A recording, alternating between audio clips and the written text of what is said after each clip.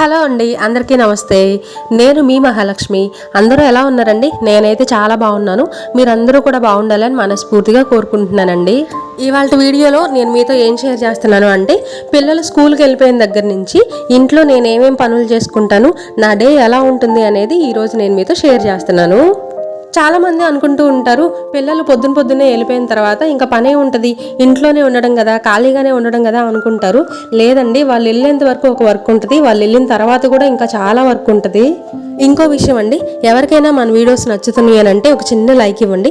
First time చూస్తున్నట్లయితే subscribe చేసుకోండి. Subscribe చేసుకొని సపోర్ట్ చేస్తారు అని కోరుకుంటున్నాను. పిల్లల్ని స్కూల్కి పంపించగానే నేను చేసే ఫస్ట్ వర్క్ ఏంటంటే, టిఫిన్ చేసిన అంట్లు ఉంటాయి కదండి, అవన్నీ బయట పడేసి ఇలా కూర్చొని తోముకుంటాను అంట్లు.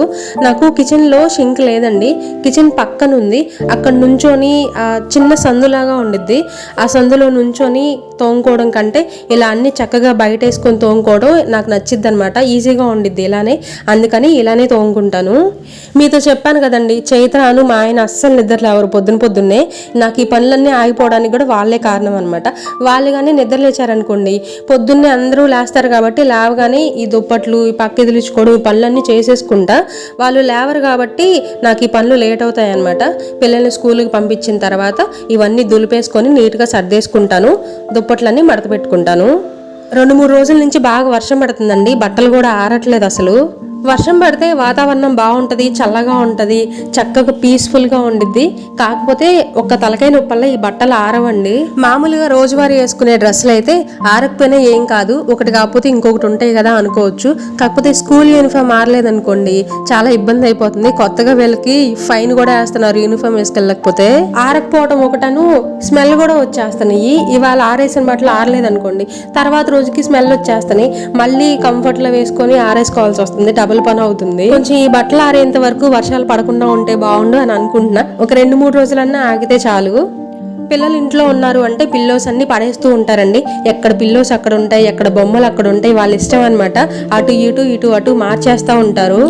అందుకనే పిల్లలు ఉన్నంతసేపు ఏమీ సర్దనండి, వాళ్ళతో పాటే కూర్చొని వాళ్ళతోనే టైం స్పెండ్ చేస్తా. వాళ్ళు స్కూల్కి వెళ్ళిపోయిన తర్వాత అవన్నీ సర్దేసుకుంటా, ఎక్కడ వస్తువులు అక్కడ సర్దేసుకొని నీట్గా తుడిచేసుకుంటాను. మళ్ళీ సాయంత్రం పిల్లలు ఇంటికి వచ్చేంత వరకు ఇల్లు ఇలానే ఉండిద్దండి. మళ్ళీ వాళ్ళు వచ్చిన తర్వాత అంతా గజిబిజి గందరగోళం. ఇంకా పిల్లలు ఇంట్లో ఉన్నారు, అందులోనూ చిన్న పిల్లలు అంటే ఇంక ఇల్లు ఇలానే ఉంటాయండి. వాళ్ళు లేనప్పుడు మాత్రమే నీట్గా ఉంటాయి. ఆ తర్వాత మిషన్లో బట్టలు కూడా వేసేసాను అనుకోండి, నేను కొంచెం ఫ్రెష్ అయ్యి స్నానం చేసి పూజ చేసుకునే లోపల బట్టలు కూడా అయిపోతాయి. ఈ వాషింగ్ మిషన్ వచ్చినప్పటి నుంచి నాకు కొంచెం వర్క్ ఈజీ అయిందండి. 1 year అవుతుంది దీన్ని తీసుకొని. నాకు వర్క్ ఈజీ అవ్వడం ఒక్కటే కాకుండా ఇంకా నేను వేరే వర్క్ చేసుకోవడానికి అవకాశం ఉంటుంది, కొంచెం టైం సేవ్ అవుతుంది అని చెప్పాలి. అంటే వీడియోస్ తీసుకుంటూ ఉంటాను కదా, తెలియకుండానే చాలా టైం పట్టిద్దండి వీడియోస్కి. బట్టలన్నీ అందులో వేసేసి టైం సెట్ చేశాను అనుకోండి, ఇంకా దాని పని అది చేసుకుంటూ ఉంటుంది, నా పని నేను చేసుకుంటాను. లాస్ట్ టైం ఒక షార్ట్ వీడియోలో నేను చెప్పానమాట, నా వీడియోస్ ఎక్కడి వరకు వెళ్తున్నాయో నేను తెలుసుకోవాలి అనుకుంటున్నాను, ఎవరెవరు ఎక్కడి నుంచి చూస్తున్నారో నాకు కామెంట్ చేయండి అంటే ఎంతమంది చాలా దూరం నుంచి కామెంట్స్ చేశారు. మేము న్యూ జెర్సీ నుంచి చూస్తున్నాం, మేము ఇక్కడ అమలాపురం నుంచి చూస్తున్నాం, మేము తెనాలి నుంచి చూస్తున్నాం, గుంటూరు నుంచి చూస్తున్నాం అని చాలా కామెంట్స్ వచ్చాయి. నాకు షార్ట్ వీడియోస్కి వచ్చినంత రీచ్ లెంతీ వీడియోస్కి రాలేదండి. చాలా తక్కువ టైంలో నాకు రీచ్ వచ్చింది. ఇప్పుడు లెంతీ వీడియోస్ ఎక్కడి వరకు వెళ్తున్నాయో నేను తెలుసుకోవాలి అనుకుంటున్నా. ఈ వీడియో కింద కూడా వీడియో ఎక్కడి నుంచి చూస్తున్నారు అనేది కామెంట్ చేయండి. నిజంగా ఆ షార్ట్ వీడియోకి వచ్చిన కామెంట్స్ చూసి నేను చాలా హ్యాపీగా ఫీల్ అయ్యానండి. ఎక్కడెక్కడి నుంచో ఎంతమంది నా వీడియోస్ని చూస్తున్నారా, ఎంత సపోర్ట్ చేస్తున్నారా అని చాలా హ్యాపీగా ఫీల్ అయ్యాను. సేమ్ ఇప్పుడు కూడా ఈ వీడియో కింద కూడా కామెంట్ చేయండి ఎక్కడెక్కడి నుంచి చూస్తున్నారు అని. మిషన్లో బట్టలు వేసేసి నేనైతే ఫ్రెష్ అయ్యి వచ్చేసానండి, పూజ కోసం అని చెప్పేసి పూలు కోసుకోవడానికి వచ్చాను. ఇవి గన్నేరు పూలండి. నేను ఒక న్యూస్ విన్నాను, గన్నేరు పూలు తిని ఒక ఆమె చనిపోయింది అని. అప్పటి నుంచి ఆ చెట్టు దగ్గరికి వెళ్తుంటేనే భయం వేస్తుంది అనమాట. వామ్మో, ఈ పువ్వులు తినే కదా మొన్న ఒక ఆమె చనిపోయింది అని. ఎంత మర్చిపోదాం అన్నా కూడా గుర్తొస్తూ ఉండింది. కాకపోతే చూడడానికి నీట్గా ఉంటాయి, దేవుళ్ళకి పెట్టుకోవచ్చు, పూజ టైంలో వాడుకోవచ్చు, ఏం కాదులే అన్నట్టుగా కోసేసి దేవుళ్ళకి అయితే పెట్టేస్తున్నాను. అంతగా అవసరమైతే పూజ అంతా అయిపోయిన తర్వాత నీట్గా హ్యాండ్ వాష్ చేసుకోవచ్చులే భయం ఉంటే అని చెప్పేసి పువ్వులు అయితే అలంకరణ చేసేసి పూజ చేసేసిన తర్వాత నీట్గా హ్యాండ్ వాష్ చేసుకున్నానండి. పూజ కూడా చేసేసానండి. పూజ చేసినంతసేపు ఎంత ప్రశాంతంగా ఉంటుందో. ఇంకొకటి ఆ ధూపం వేసుకుంటాం కదా, ఆ ధూపం స్మెల్ నాకు చాలా హాయిగా ఉంది. మనం ఇంట్లో పనులన్నీ చేసుకొని ఎంత అలసిపోయినా సరే పూజ చేసుకుంటే వచ్చే ఆ పాజిటివ్ వైబ్రేషన్ ఉంటుంది చూసారు, ఎంత హాయిగా ఉండిద్దో.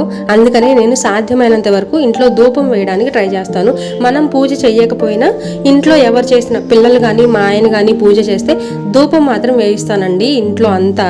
ధూపం వేయడం వల్ల మన మనసుకి ప్రశాంతంగా ఉండడమే కాకుండా ఇంట్లో నెగిటివ్ ఎనర్జీ కూడా ఏమీ ఉండదు. అందుకనే రెగ్యులర్గా ఇంట్లో ధూపం అయితే వేసుకుంటూ ఉంటామండి. పూజ చేసేసుకున్న తర్వాత ఇప్పటి వరకు షూట్ చేసుకున్నాను కదండి వీడియోస్ అన్నీ, వాటిని ఎడిట్ చేసుకుంటానండి. ఒక 1 అవర్ అయినా ఎడిటింగ్ కోసం కూర్చుంటాను. యూట్యూబ్ ఛానలే ఉంది, వీడియోస్ తీయడమే ఉంది, ఏదో ఒక వీడియో తీసేయడమే కదా, పెట్టేయడమే కదా అని అనుకుంటూ ఉంటారు. కానీ అనుకున్నంత ఈజీ అయితే ఏం కాదండి. మన మ్యాక్సిమం టైం యూట్యూబ్ కోసమే కేటాయించాల్సి వచ్చింది. ఎడిటింగ్ వర్క్ అయిపోయిన తర్వాత ఆఫ్టర్నూన్ కొంచెం రెస్ట్ తీసుకుంటానండి, ఒక 1/2 అవర్ కానీ 1 అవర్ కానీ. అలా కొంతసేపు పడుకుంటానో లేదో అంతలో ఈవినింగ్ అయిపోద్ది, పిల్లలు వచ్చే టైం అయిద్ది, వాళ్ళకి స్నాక్స్ ఏమైనా ప్రిపేర్ చేయాలి. మధ్యాహ్నమే ఆలోచించుకుంటా ఇంట్లో ఏమేమి ఉన్నాయి, పిల్లలకి ఏం స్నాక్స్ పెట్టాలి అని. అందుకోసమే శనగలు నానబెట్టానండి. శనగలు ఉన్నాయి ఇంట్లో, గుగ్గిలు చేసి పెడదాము అని నానబెట్టాను. మధ్యాహ్నం నేను పడుకోబోయే ముందు నానబెట్టాను, అవి చక్కగా నానిపోయాయి. వాటిని మనం ఉడికించుకోవడమే, 1-2 సార్లు వాష్ చేసేసి పొయ్యి మీద పెట్టుకొని ఉడికించుకోవడమే. మెత్తగా ఉడికించిన తర్వాత తాలింపు పెట్టేసుకోవడమే అండి. చాలా తక్కువ టైంలో అయిపోతుంది, హెల్త్ కూడా చాలా మంచిది ఈ శనగ గుగ్గిళ్ళు. పిల్లలకి శనగ గుగ్గిళ్ళు ఒక్కటే కాకుండా చిక్కుడు గింజలు ఉంటాయి కదా, చిక్కుడు గింజలు కూడా ఇలానే ఉడకబెట్టేసి తాలింపేసి ఇస్తాను. ఎంత చక్కగా తింటారో, చాలా బాగుంటాయి టేస్ట్ అవి కూడా. గుళ్ళో ప్రసాదాలు పెడుతూ ఉంటారు కదండి, వాటిల్లో పులిహోర, పొంగలి, దద్దోజనంతో పాటు మనకి ఈ గుగ్గిళ్ళు కూడా నైవేద్యంగా పెట్టి ప్రసాదం లాగా పంచుతూ ఉంటారు.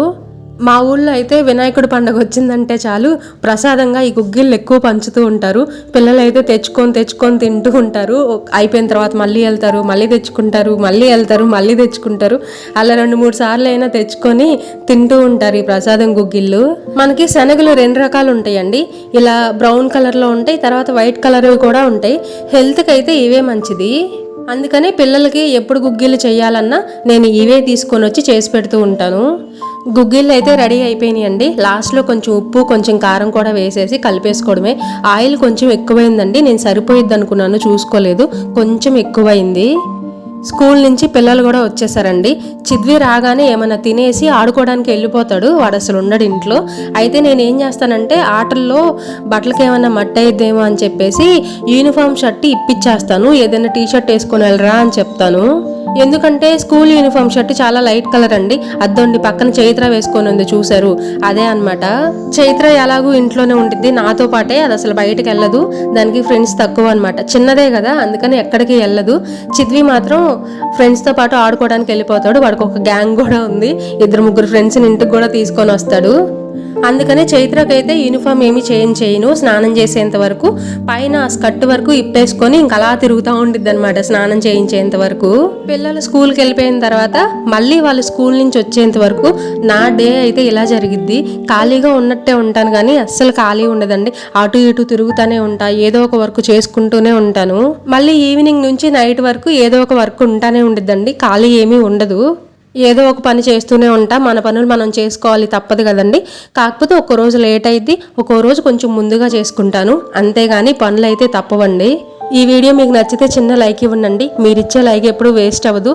ఈ వీడియో ఇంకొంతమందికి రీచ్ అవ్వడానికి, ఇంకొంచెం ఎక్కువ వ్యూస్ రావడానికి అవకాశం ఉంటుంది. నన్ను ఇలాగే సపోర్ట్ చేస్తూ ఉండండి, నాకు ఇలాగే మీ బ్లెస్సింగ్స్ ఇస్తూ ఉండండి. ఇంకా మంచి మంచి వీడియోస్తో, మంచి మంచి కంటెంట్తో నేనైతే మీ ముందుకు వస్తాను. ఈ వీడియో మీకు నచ్చిందనే అనుకుంటున్నాను. నా వీడియోస్ మీకు నచ్చితే మీరు చూడడమే కాకుండా మీ ఫ్రెండ్స్కి, ఫ్యామిలీ మెంబర్స్కి కూడా షేర్ చేయండి. అలా కూడా మీరు నాకు సపోర్ట్ చేస్తారని నేనైతే కోరుకుంటున్నాను. ఇవాళకి ఇంతే అండి. మరొక వీడియోతో నేను మళ్ళీ మీ ముందుకు వస్తానండి. నేను మీ మహాలక్ష్మి. మళ్ళీ కలుస్తా. బాయ్.